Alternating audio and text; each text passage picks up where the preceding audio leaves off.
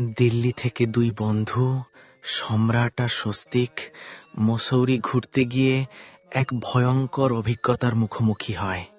রাত 11:30 নাগাদ স্বস্তিক যখন হোটেলের বাথরুমে যায়, তখন সে দেখে কমোডের উপর রক্ত দিয়ে আঁকা একটি ভীষণ অদ্ভুত স্মাইলি চিহ্ন, আর আয়নায় লেখা, এবার কোথায় যাবে। লেখাটা দেখে তাদের বুক কেঁপে ওঠে, ভয়ে তারা প্রায় স্তব্ধ হয়ে যায়।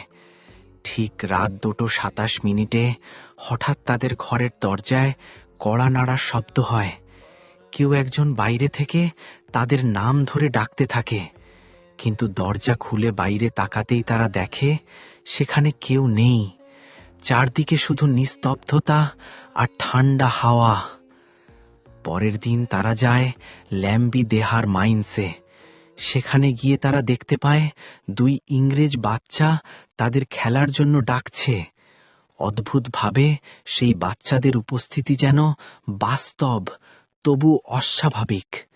স্থানীয়দের কাছ থেকে পরে তারা জানতে পারে, বহু বছর আগে ওই খনির নিচে চাপা পড়ে এক ইংরেজ মহিলা ও তার দুই সন্তান মারা গিয়েছিল। সেই বাচ্চাগুলো এবং তাদের মা নাকি আজও সেখানে ঘোরাফেরা করে। সবচেয়ে ভয়ঙ্কর ব্যাপার হলো, দিল্লিতে ফিরে আসার পরও সম্রাট আর স্বস্তিক অনুভব করতে থাকে কেউ যেন তাদের অনুসরণ করছে। মাঝরাতে আবারও শোনা যায় দরজায় কড়া নাড়া আর ফিসফিস করে ডাকা তাদের নাম। এটাই ছিল তাদের জীবনের সবচেয়ে ভয়ঙ্কর মুসৌরি ট্রিপ।